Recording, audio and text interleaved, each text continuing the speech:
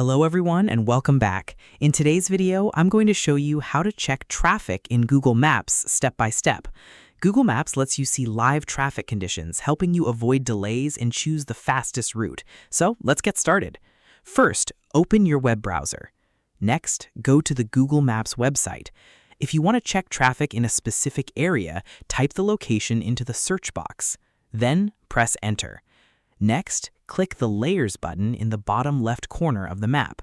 From the menu, click Traffic.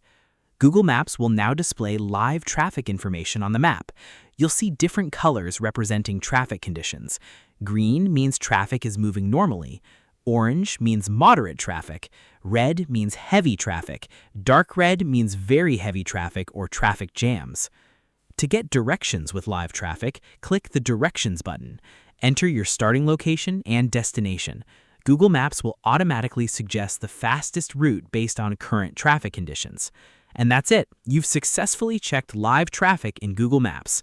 Thanks for watching this video. If you found this tutorial helpful, don't forget to like, subscribe, and turn on notifications for more Google Maps tutorials and tips. See you in the next one.